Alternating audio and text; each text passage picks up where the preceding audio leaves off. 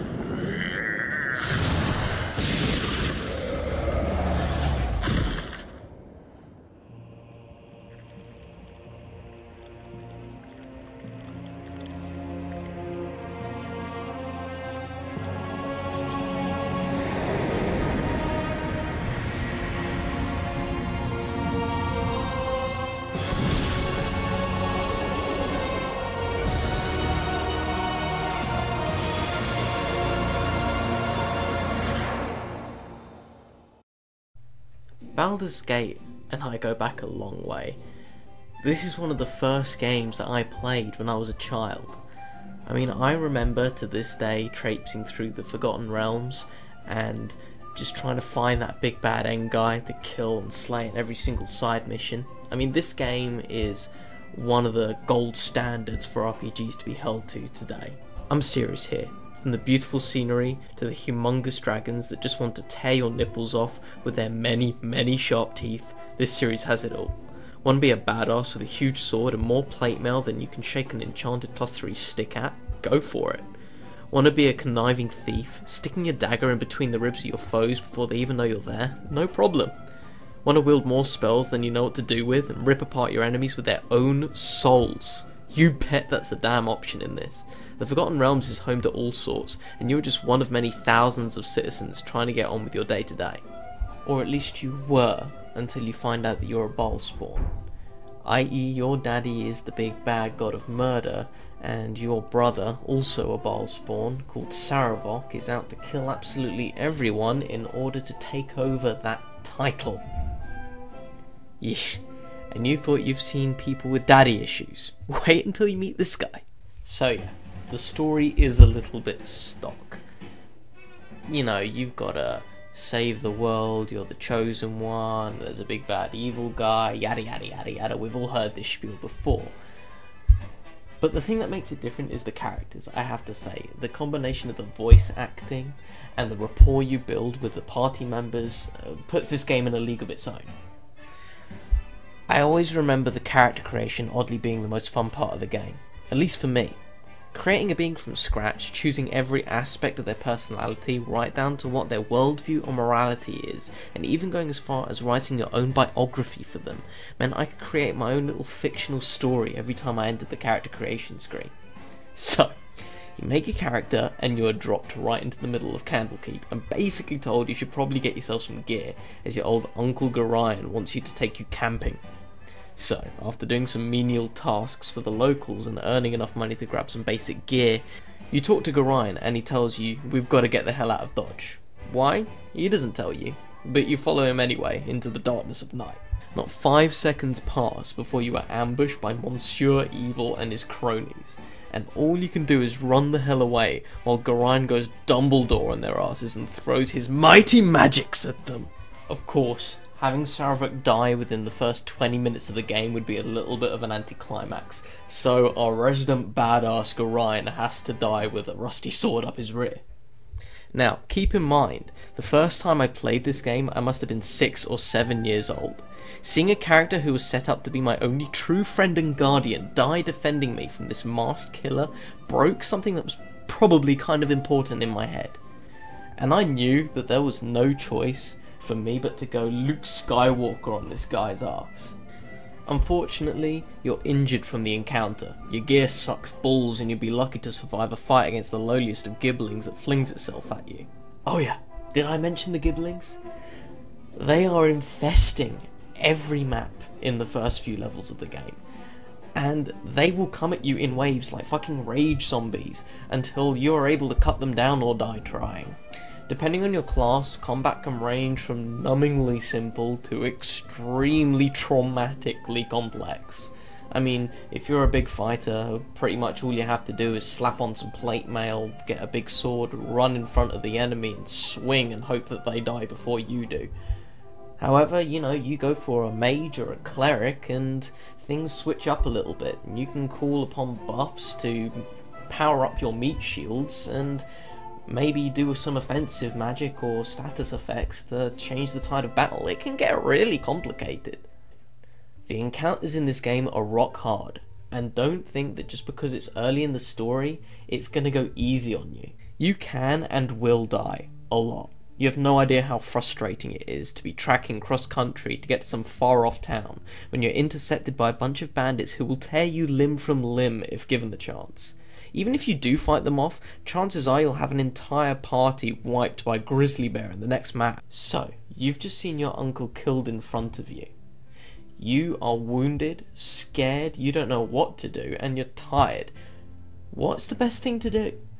Candlekeep sounds like a good idea, doesn't it? I mean, you've just come from there, you've been there your entire life, you can probably trust the people to take you in. You can sort yourself out, clean up your wounds, figure out what your next move is. Nope! The guards flat out turn you away. Even acknowledging the fact that you've lived there your entire life, they still want you gone. This is the cheesiest way of railroading the plot I've ever seen in a game like this. I mean, I've lived there my entire life, in this small community. I probably know all the guards by name. They see me come up to the gates, wounded, and yelling that my uncle has been murdered, and what do? Turn me the fuck away. Sorry kid, I just hate you, is all. Oh, go fuck yourself. I don't need this. Most people will play through this game with a certain set of characters who are considered canon for the series.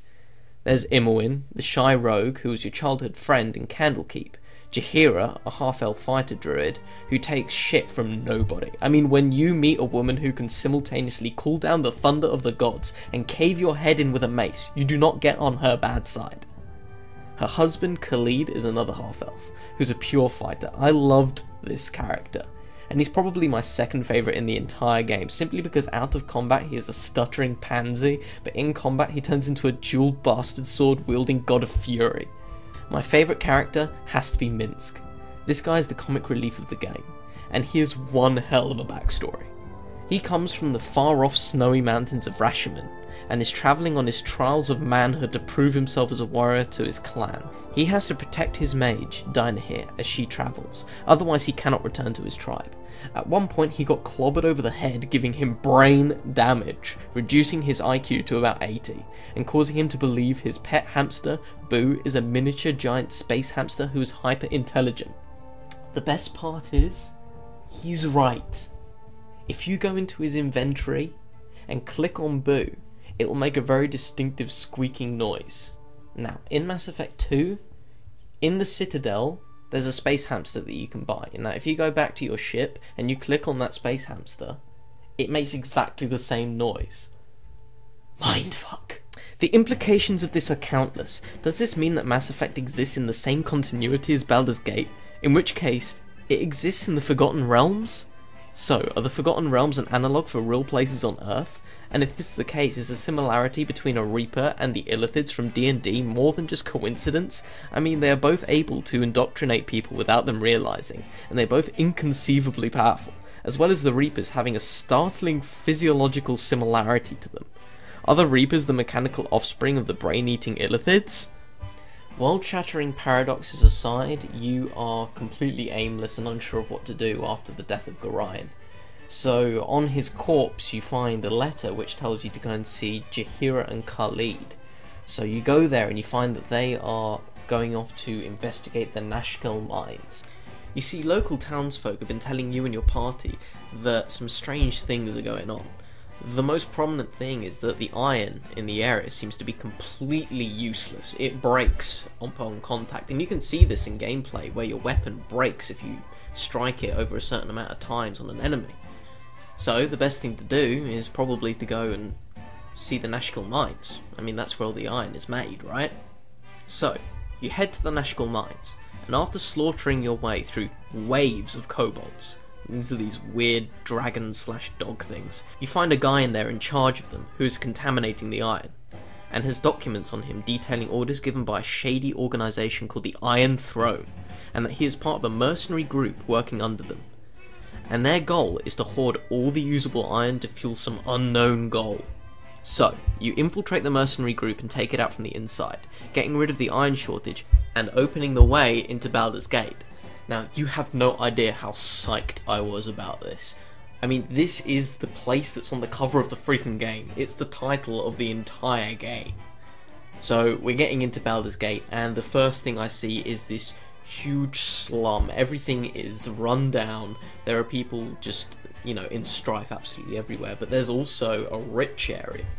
Now, the contrast that's actually displayed between the two classes in this area is staggering. I mean, I'd never really seen that kind of division before in any kind of fiction at that age, so this was quite a new concept for me, the division between poor and rich.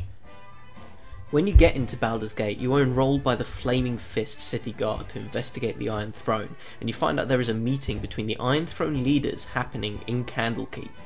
So, you have to dredge all the way back to Candlekeep, although a lot has changed there since you left. And it's soon revealed that the fortress has at least been partially taken over by doppelgangers. These guys are essentially the T-1000 in that they can imitate anybody or anything. Learning that the Iron Throne are behind the iron shortage, you can either try to bring them to righteous justice or kill the bastards. Oh, you bet that I straight up killed those guys.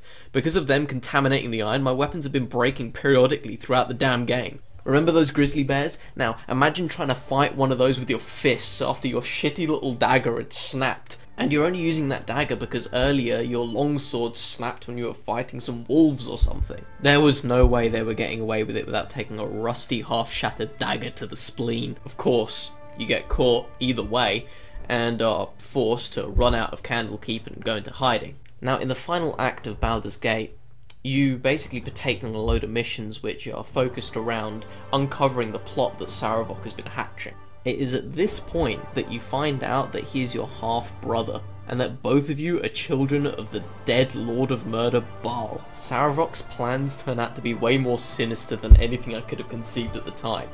He's using the Iron Throne as just a front so that he can wage a war of sacrifice between Baldur's Gate and Arm, hopefully causing enough damage to become the new Lord of Murder. This leads to the final showdown between you and Sarevok, and to be honest, it's one of the easier battles in the game if you went through all the side quests.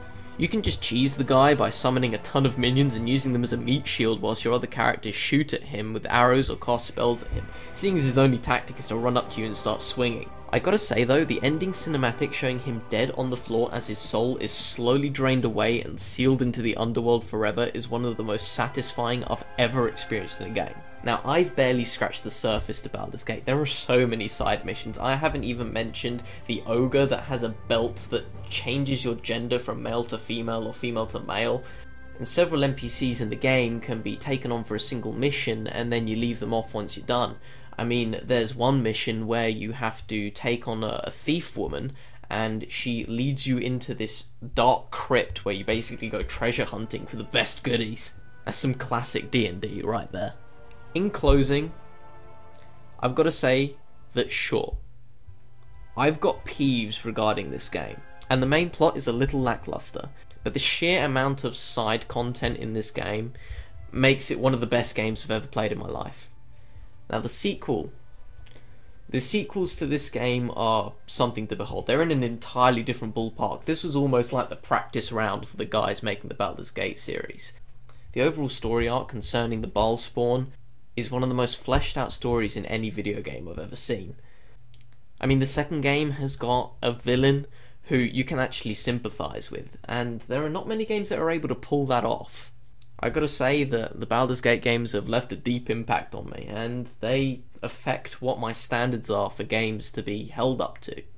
All I can say is, pick up Baldur's Gate as fast as you can. It is one of the best traditional role-playing experiences you can have.